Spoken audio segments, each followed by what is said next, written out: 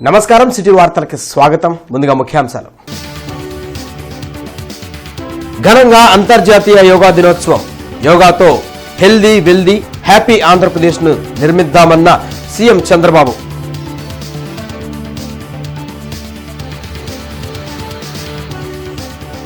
రెండేళ్లలో ఏం చేశామో పుస్తకం వేసి మరీ చర్చకు రమ్మంటున్నాం. పెదకూరపాడు నియోజకవర్గంలో ఉత్సాహంగా విజయోత్సవ సభ. పాల్గొన్న కేంద్ర మంత్రులు రామ్మోహన్ నాయుడు, పెమ్మసాని.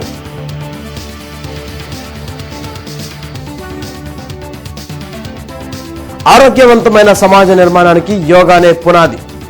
యోగా దినోత్సవ వేడుకల్లో కేంద్ర సహాయ మంత్రి పెమ్మసాని వెల్లడి.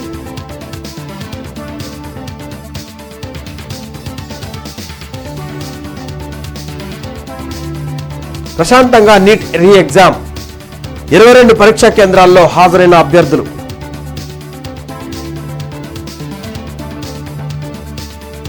ప్రతిరోజు అరగంట వ్యాయామం, ప్రాణాయామం, మెడిటేషన్ చేస్తే హాస్పిటల్కి వెళ్లే అవసరం లేకుండా జీవించవచ్చని ముఖ్యమంత్రి చంద్రబాబు అన్నారు. విజయవాడలోని ఇందిరాగాంధీ మున్సిపల్ స్టేడియంలో అంతర్జాతీయ యోగా దినోత్సవాన్ని నిర్వహించారు.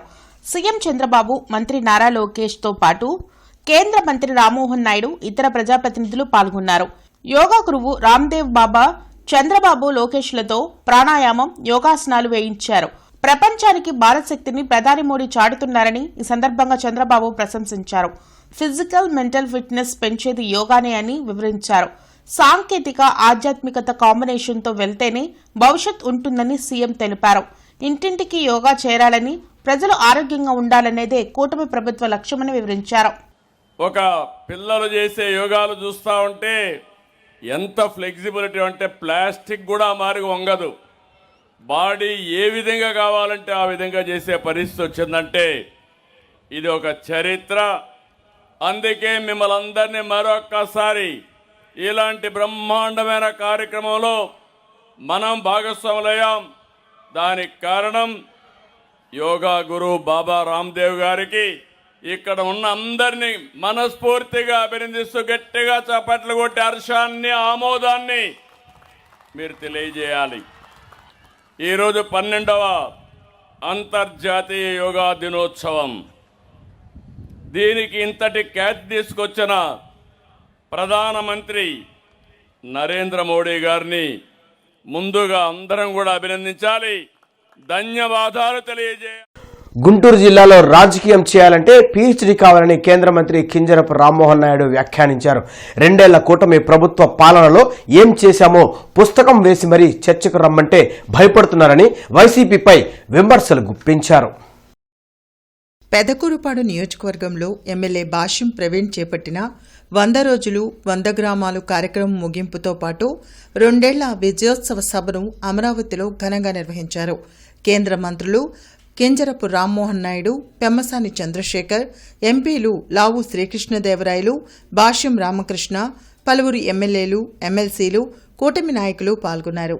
వైసీపీ పాలనలో పల్నాడులో ప్రతిరోజు దాడులు జరిగేవని రామ్మోహన్ నాయుడు గుర్తు చేశారు.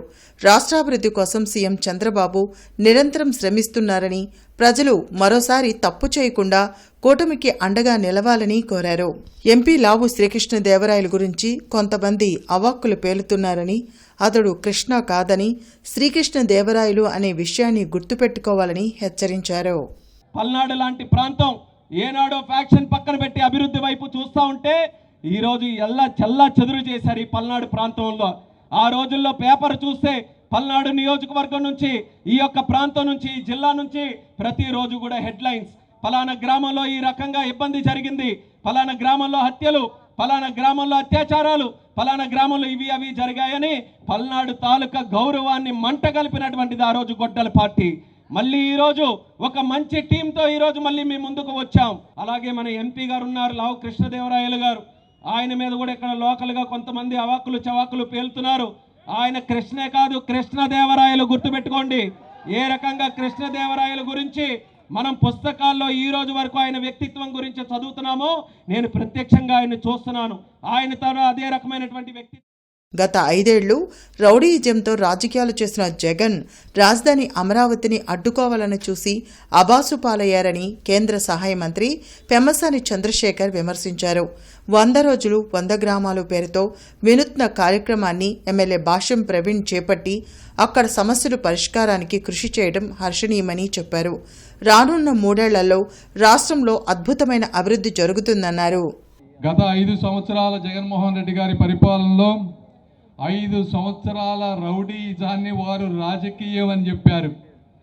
మన 2 సంవత్సరాల రాజకీయాన్ని రాష్ట్ర పురోగతికి బాటలు వేసినటువంటి ప్రభుత్వం ఈ కూటమి ప్రభుత్వం. దానికి మొట్టమొదటి ఉదాహరణే ఈ ప్రాంతంలో మనం నిలబడి ఉన్నటువంటి అమరావతి. ఆ రోజు అమరావతిని ఆపాలని చూశారు. అమరావతి ముందుకు వెళ్ళదన్నారు, మర్చిపోండి అని చెప్పారు. అయినప్పటికీ కూడా 29,000 మంది రైతుల 34,000 ఎకరాల త్యాగాన్ని అన్ని విధాలుగా ముందుకు తీసుకువెళ్ళి పార్లమెంట్లో బిల్లు సాధ్యం కాదని చెప్పారు. ఒక్కొక్క రోజు సాక్షి పేపర్లో సెంటర్ షాక్ అని రాశారు. ఎన్ని షాకులు మాకు కాదు, షాకులన్నీ కూడా జగన్మోహన్ రెడ్డి గారికి తగిలే విధంగా. ఆరోగ్యవంతమైన సమాజ నిర్మాణానికి యోగానే పునాది అని కేంద్ర సహాయ మంత్రి పెమ్మసాని చంద్రశేఖర్ అన్నారు. అంతర్జాతీయ యోగా దినోత్సవం సందర్భంగా పోలీస్ పరేడ్ గ్రౌండ్స్ లో ఆయన యోగాసనాలు వేశారు. యోగాను భారతదేశం ప్రపంచానికి అందించిన అమూల్యమైన వారసత్వమని కేంద్ర సహాయ మంత్రి పెమ్మసాని చంద్రశేఖర్ తెలిపారు. అంతర్జాతీయ యోగా దినోత్సవం సందర్భంగా పోలీస్ పరేడ్ గ్రౌండ్స్ లో నిర్వహించిన కార్యక్రమంలో collector Saikanth Varma, lid cap chairman పిల్లి మాణిక్యారావు, ఎస్పీ వకుల్ జిందాల్, జేసీ అస్తో శ్రీవాస్తవ, కమిషనర్ మయూర్ అశోక్ తదితరులతో కలిసి పాల్గొని యోగాసనాలు వేశారు.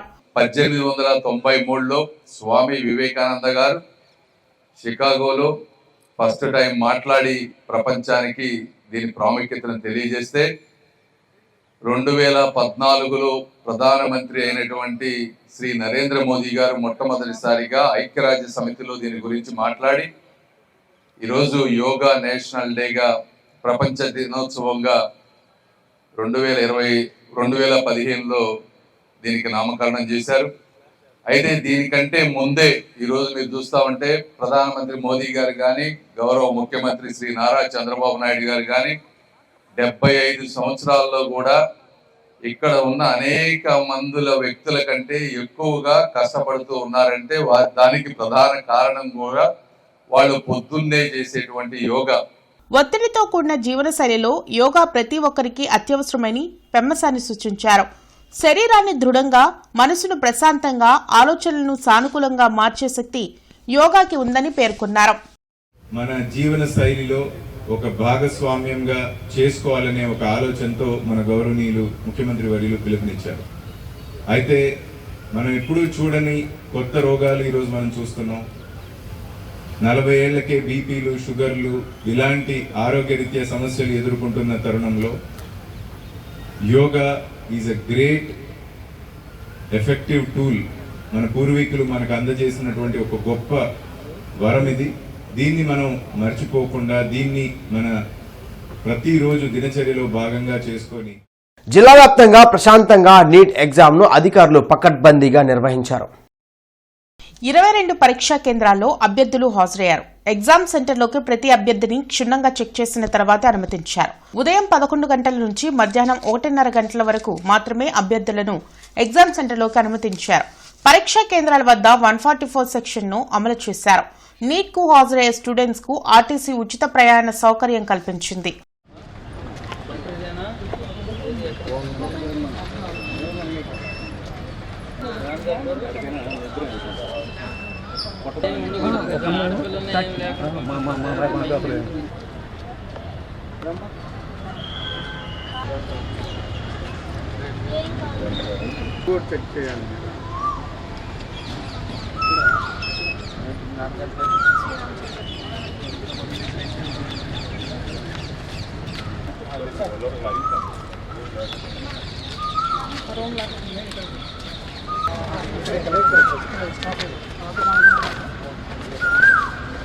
దేశంలోనే అత్యంత సంక్షేమ కార్యక్రమాలు అమలవుతోంది ఆంధ్రప్రదేశ్లోనే అని ఎంపీలు శ్రీకృష్ణదేవరాయలు, భాష్యం రామకృష్ణ పేర్కొన్నారు. వరికిపుడిసెల ప్రాజెక్టు ద్వారా సాగు, త్రాగునీరు అందించే కార్యక్రమాన్ని చేపట్టినట్లు ఎంపీలు లావు శ్రీకృష్ణదేవరాయలు, భాష్యం రామకృష్ణ చెప్పారు. అమరావతిలో నిర్వహించిన విజయోత్సవ సభలో వారు మాట్లాడారు.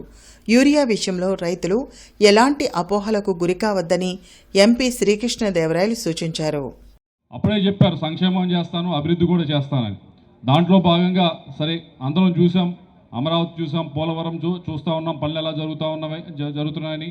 ఇక్కడికి రాష్ట్రానికి వచ్చిన ఇన్వెస్ట్మెంట్స్ చూస్తూ ఉన్నాం. రోజుకి ఎవరో ఒక కంపెనీ వచ్చి ఇన్వెస్ట్ చేస్తూ ఉంది. కానీ మన నియోజకవర్గానికి మనం ఏం చేసుకున్నాం అది కూడా మనం ఒకసారి బేరీజు వేసుకోవాలి. పెదకూరపాడుకి సంబంధించి ఎలక్షన్ సమయంలో చెప్పాం ఏమనంటే ఇంటింటికి కుళాయి నీరు ఇస్తామని చెప్పి.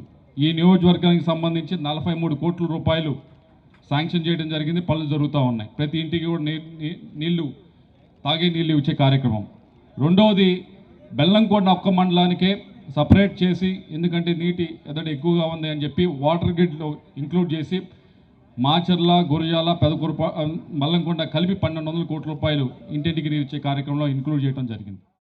ఈ 100 రోజులు 100 గ్రామాలు కార్యక్రమం పూర్తి చేసుకున్న సందర్భంగా శుభాకాంక్షలు తెలియజేస్తున్నాను. మరి అన్ని వ్యాపారం అంతా వదిలేసి ప్రజలకు సేవ చేయాలని చెప్పి మన నియోజకవర్గం రావటం, మీ అందరికీ ఇంటింటికి తిరిగి ప్రతి గ్రామం తిరిగి ఈరోజు మీ సమస్యలన్నీ మరి పరిష్కరించిన సందర్భంగా మరి ప్రవీణ్ కూడా మరి శుభాకాంక్షలు తెలియజేస్తూ, ఇక ముందు కూడా పెద్దలందరూ కోరుకున్నట్టుగా రాబోయే 30 సంవత్సరాలు పెదకూరపాటికి ప్రవీణ ఎమ్మెల్యేగా ఉండాలని, ఎమ్మెల్యేగా మీరు గెలిపించుకోవాలని కూడా 4 లైన్ల శంకరవిలాస్ బ్రిడ్జి నిర్మాణం పనులు నత్త నడకన సాగుతున్నాయని, ఇలా అయితే 2027 జూలై నాటికి బ్రిడ్జి నిర్మాణం పూర్తి కాదని స్థానికులు చెబుతున్నారు. రోజురోజుకు నగరంలో పెరుగుతున్న జనాభాకు తగ్గట్టుగానే మౌలిక వస్తువుల ఏర్పాట్లు జరగాల్సి ఉంటుంది. దానిలో భాగంగానే కేంద్ర సహాయ మంత్రి పెమ్మసాని చంద్రశేఖర్ 4 లైన్ల శంకర్ విలాస్ ఆర్ఓబీ నిర్మాణాన్ని మొదలుపెట్టారు. నగర ప్రజలు శంకర్ విలాస్ బ్రిడ్జ్ లేకపోవడం వల్ల విపరీతమైన ట్రాఫిక్ కష్టాలను ఎదుర్కొంటున్నారు. అయితే బ్రిడ్జ్ నిర్మాణం పనులు ఆశించిన మేరలో జరగడం లేదు. మంత్రి పెమ్మసాని నిర్దేశించిన ప్రకారం 2027 జూలై నాటికి పూర్తయ్యే అవకాశం లేదని స్థానికులు అభిప్రాయం వ్యక్తం చేస్తున్నారు. వర్షాకాలం ప్రారంభం కావడంతో నగర ప్రజలు మరిన్ని ట్రాఫిక్ కష్టాలు ఎదుర్కోవాల్సి వస్తుంది. మంత్రి పెమ్మసాని చెప్పిన విధంగా సిబ్బందిని పెంచి యుద్ధ ప్రాతిపదికన శంకర్ విలాస్ ఆర్ఓబీ నిర్మాణం పూర్తి చేయాలని నగర ప్రజలు కోరుతున్నారు. గుంటూరు నగరానికి తలమానికంగా ఉన్నటువంటి శంకర్ విలాస్ ఫ్లైఓవర్ బ్రిడ్జ్ ఏదైతే ఉందో దానికి సంబంధించినటువంటి పనులు జూలై 2027 కల్లా పూర్తి చేస్తామని చెప్పి ఎంపీ గారు చెప్తా ఉన్నారు. అదేవిధంగా ఎక్కువ మంది వర్కర్లను పెట్టించి బాగా స్పీడ్గా పనులు పూర్తి చేస్తామని చెప్పేసి పదే మినిస్టర్ గారు చెప్తా ఉన్నా ఇక్కడ ఆచరణలో చూసుకున్నట్లయితే అది ఎక్కడ కూడా కనిపించడం లేదు. అదేవిధంగా ఏదైతే కేంద్ర మంత్రి వర్యులకు ఉన్నటువంటి శ్రద్ధ ఈ బ్రిడ్జిని త్వరగా పూర్తి చేసి ప్రజలకి అందుబాటులో తీసుకొని రావాలని చెప్పేసి ఆయనకు ఉన్నటువంటి ఇంట్రెస్ట్ స్థానికంగా ఉన్నటువంటి నాయకులకు కూడా, స్థానికంగా ఉన్నటువంటి ప్రజాప్రతినిధులు కూడా ఉంటే బాగుంటుందని చెప్పేసి ప్రజలందరూ కూడా భావిస్తూ ఉన్నారు. కొద్దిగా నెమ్మదిగా అవుతున్నాయి, ఆ డబ్బుడికి సాగట్లా. మరి ఆ మంత్రి గారేమో జూలై నాటికి ఇస్తామని అంటున్నారు. ఇస్తే మంచిది, కానీ బాగానే చేస్తున్నారు. ఈ మధ్య మరి ఈ వర్కర్లు ప్రాబ్లం ఉందని చెప్తున్నారు, మనకైతే తెలియదు. కానీ మొన్న ఆదివారం నాడు వచ్చి చూసా, మళ్ళీ ఈ వారం వచ్చి, ఎందుకంటే చూడటానికే వచ్చాను నేను ఎట్లా ఉందని. ఇదే స్పీడ్ అయితే జూలై నాటికి అందదు, వచ్చే పై జూలై నాటికి అందదు. పల్నాడు జిల్లా దాచేపల్లి మండల గ్రామాలపాడు గ్రామంలో జూలై 4న మహాశైవ క్షేత్రంలోని దేవాలయాలు, సాంస్కృతిక వారసత్వ కేంద్రాల శంకుస్థాపన కార్యక్రమం నిర్వహించనున్నట్లు టీటీడీ బోర్డు సభ్యుడు, trust founder and chairman Janga Krishnamurthy తెలిపారు. ఈ సందర్భంగా వారు మాట్లాడుతూ పల్నాటి చరిత్ర, సంస్కృతి, ఆధ్యాత్మిక వైభవాన్ని భావితరాలకు అందించాలనే లక్ష్యంతో ఈ క్షేత్రాన్ని అభివృద్ధి చేస్తున్నామని చెప్పారు. 11వ శతాబ్దపు దేవాలయ నిర్మాణ శైలిలో ఆలయాలు నిర్మించడంతో పాటు పల్నాడు సాంస్కృతిక వారసత్వ కేంద్రం, ఖగోళ పరిశోధనా కేంద్రం, గోశాల, వృద్ధాశ్రమం, అన్నదాన సదనం వంటి పలు సేవా కార్యక్రమాలను కూడా ఏర్పాటు చేయనున్నట్లు వెల్లడించారు. కేంద్ర ప్రభుత్వ స్వదేశ్ దర్శన్ 2.0 పథకం కింద Palnadu imperial heritage and culture hub museum ఏర్పాటుకు ప్రతిపాదనలు సిద్ధం చేశామని తెలిపారు. జూలై 4న ఉదయం 10:08 జరిగే శంకుస్థాపన కార్యక్రమానికి భక్తులు, దాతలు, ప్రజలు పెద్ద సంఖ్యలో హాజరై విజయవంతం చేయాలని జంగా కృష్ణమూర్తి కోరారు. కాబట్టి పల్నాడు యొక్క ప్రాశస్త్యాన్ని ప్రపంచ నలుమూలన చాటి చెప్పాలా, అంతేకాకుండా పల్నాడు యొక్క చరిత్రను పరిరక్షించుకోవాలనే ఆలోచనతో ఆ ప్రాంతాన్ని ఉన్నటువంటి ఆ నాయకురాల నాగమ ప్రాంగణాలకు సంబంధించి ఒక ఆధ్యాత్మిక కేంద్రంగా అన్ని విధాలుగా అభివృద్ధి చేయాలన్న ఆలోచనతో కూడా అక్కడ పలువురు సంబంధించిన పెద్దలందరూ యొక్క ఆలోచనతో రేపు 4వ తారీఖున 10:08 అక్కడ ఈ యొక్క శంకుస్థాపన కానివ్వండి ఉపాయాలకు సంబంధించిన ప్రతిష్ఠ చేయడం జరుగుతుంది. కాబట్టి ఈ కార్యక్రమంలో అనేక మంది మంత్రులు పాల్గొంటారు. మరీ ముఖ్యంగా టూరిజంకి సంబంధించి అదేవిధంగా ఎండోమెంట్కి సంబంధించిన మంత్రులు, ఎండోమెంట్ అయినటువంటి ఆనం రామనారెడ్డి గారు, అదేవిధంగా టూరిజంకి సంబంధించినటువంటి పెద్దలు, టూరిజం మంత్రి అందరూ కూడా పాల్గొంటారు. గుంటూరు రెవెన్యూ కళ్యాణ మండపంలో revenue day celebrations APJAC Amaravati జిల్లా general secretary PA Kiran Kumar ఆధ్వర్యంలో ఘనంగా నిర్వహించారు. ఈ కార్యక్రమానికి ముఖ్య అతిథిగా ఏపీజేఏసీ అమరావతి రాష్ట్ర చైర్మన్, రాష్ట్ర అధ్యక్షులు బొప్పరాజు వెంకటేశ్వర్లు ముఖ్య అతిథిగా హాజరై జ్యోతి ప్రజ్వలన చేసి కార్యక్రమాన్ని ప్రారంభించారు. ఈ సందర్భంగా ఆయన మాట్లాడుతూ ఆంధ్రప్రదేశ్ వ్యాప్తంగా రెవెన్యూ దినోత్సవాన్ని వైభవంగా గర్వంగా జరుపుకున్నామన్నారు. ఎన్ని సమస్యలు వచ్చినా రెవెన్యూ ఉద్యోగులు ఐకమత్యంగా ఉండడమే కాకుండా మన సమస్యల కోసం పోరాడాలని అన్నారు. జిల్లా general secretary PA Kiran Kumar మాట్లాడుతూ సమర్థవంతంగా ప్రజల అవసరాలను తీరుస్తూ కాలం మారినట్లే మన పని విధానం కూడా మారాలన్నారు. రెవెన్యూ ఉద్యోగులు చిత్తశుద్ది, సేవాభావంతో ప్రజల విశ్వాసాన్ని గెలుచుకోవాలని ఆయన అన్నారు. ఈ కార్యక్రమంలో retired RDO Ismail, Tenali tahsildar Gopalakrishna, AP revenue association joint secretary Rajesh, state VRO ప్రధాన కార్యదర్శి అనుపమ, ఆంధ్రప్రదేశ్ గ్రామ రెవెన్యూ సహాయకుల సంఘం రాష్ట్ర అధ్యక్షులు గరికపాటి బ్రహ్మయ్య, జిల్లా ప్రధాన కార్యదర్శి వెంకట్రావు తదితరులు పాల్గొన్నారు. మనం ఎంతవరకు ఏది చేస్తే మనం చేయగలుగుతాము, ఎలా చేస్తే ఉంటామో స్పృహతో కూర్చొని ఉద్యోగాలు చేయాలి. కానీ వాడు ఇంటి తెచ్చిపోస్తున్నాడా, ఇంకేమైనా తెచ్చిపోస్తున్నాడో కూడా చూడలేని పరిస్థితుల్లో మనం సీట్లో ఉద్యోగం చేసేది కాదు. రాబోయే రోజులు కదలండి, అన్నిటికీ సమయం ఇచ్చుకోవాల్సిందే. దేనికి దానికి డిఆర్ఓ గారు చెప్పింది 100% కరెక్ట్. ప్రాధాన్యత ఇచ్చుకోండి. ఇది పోతున్నాం కాబట్టి రెవెన్యూ డేకి అవసరం లేదు, కుదరదు. రెవెన్యూ డే జరగాల్సిందే. బయటకు ఏదైనా నాయకత్వం పిలుపునిస్తే కిరణ్ దానికి రావాల్సిందే. అన్నీ నడవాలి, ఆ చాకచక్యం ఉండాలి. ఇదివరకులాగా కాదు. ప్రభుత్వ ఉద్యోగం అయితే నిద్రపోతుంటాడని బొమ్మలు వేసేవాళ్ళు, ఇప్పుడు లేదు. అవన్నీ ఏం కుదరదు. ఇప్పుడు చాలా మారిపోయినటువంటి పరిస్థితులు, మారిపోయిన రోజులు. ప్రైవేట్లో ఎట్లాగైతే ఒక 10 ఏళ్ళు వాడు పనికొస్తే ఉంచుతారు, వాళ్ళు సరుకు తగ్గితే మళ్ళా డబ్బులు ఇచ్చి పంపిస్తారు. ఆ పరిస్థితులు రాబోతున్నాయి. దంత సమస్యలు, నూతన వైద్య విధానం అనే అంశంపై అవగాహన సంస్థ కార్యాలయంలో ఆరోగ్య సభ జరిగింది. అరండల్పేటలోని అవగాహన సంస్థ కార్యాలయం జరిగిన ఆరోగ్య సభలో ప్రముఖ దంత వైద్యులు డాక్టర్ డి ప్రియాంకారెడ్డి ప్రసంగించారు. ప్రతి ఒక్కరూ తమ దంతాలను పరిశుభ్రంగా ఉంచుకోవాలని సూచించారు. పంటిపై గార పట్టినప్పుడు దాని వలన చిగుళ్లు దెబ్బతినే అవకాశం ఉందన్నారు. దంత సమస్యలు ఏమైనా ఉంటే తప్పనిసరిగా వైద్యుని సంప్రదించి చికిత్స తీసుకోవాలని సూచించారు. ఈ కార్యక్రమంలో సిరిసపల్లి కృష్ణారావు, సాయిరాం, జయశ్రీదేవి తదితరులు పాల్గొన్నారు.